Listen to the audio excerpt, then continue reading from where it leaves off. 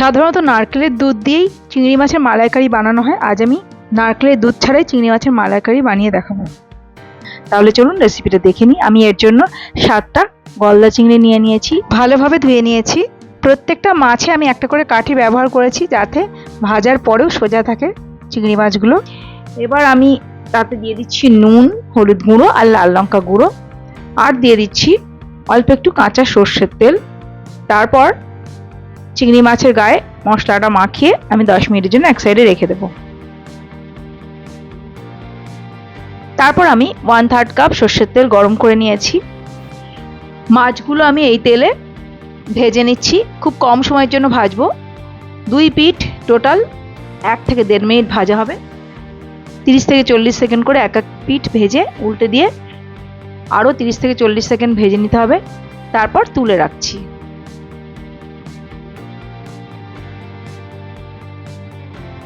ওই তেলের মধ্যে দিয়ে দিচ্ছি এলাচ, দারচিনি আর লবঙ্গ, দিয়ে একটু নেড়ে চেড়ে নিয়ে তাতে আমি দিয়ে দিচ্ছি একটা বড় পেঁয়াজ বাটা,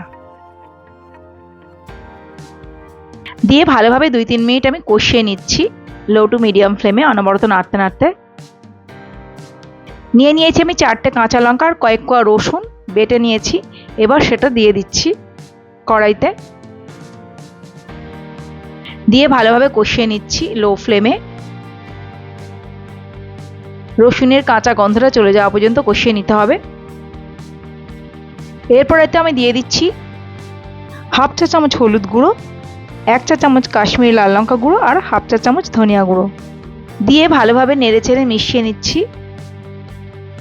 একটু সময় নেড়েচেড়ে নিয়ে এবার আমি এতে দিয়ে দেবো সর্ষে পোস্ত আর কাজু বাদাম বাটা। 2 টেবিল চামচ পোস্ত, 1 টেবিল চামচ কালো সর্ষে আর কয়েকটা কাজু বাদাম আমি বেটে নিয়েছি অল্প জল দিয়ে। তারপর সেটা দিয়ে দিলাম কড়াইতে, বাটি ধুয়ে অল্প একটু জল দিয়ে দিলাম এবং লো ফ্লেমে কষিয়ে নিলাম যতক্ষণ না মশলা থেকে তেল বার হচ্ছে।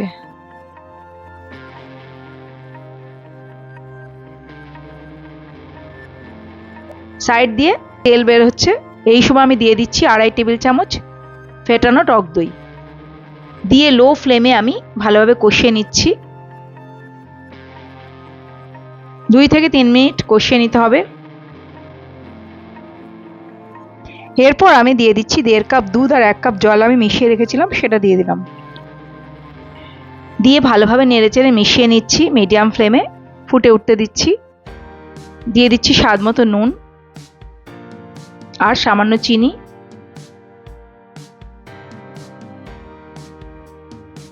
নেড়েচেড়ে মিশিয়ে নিলাম।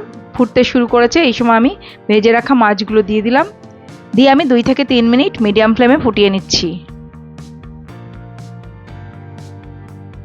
তৈরি হয়ে গেছে আমাদের চিংড়ি মাছের মালাইকারি। এভাবে একবার বানিয়ে দেখবেন, অপূর্ব লাগে। অনেক ধন্যবাদ পুরো ভিডিওটা দেখার জন্য। ভালো লাগলে প্লিজ লাইক, কমেন্ট আর শেয়ার করে দেবেন। আর নতুন বন্ধুরা আমার চ্যানেলটি সাবস্ক্রাইব করে পাশে থাকা বেল আইকনটা প্রেস করে অল করে দেবেন। ভালো থাকবেন। আমি আবার হাজির হয়ে যাব অন্য একটি রেসিপি নিয়ে। নমস্কার।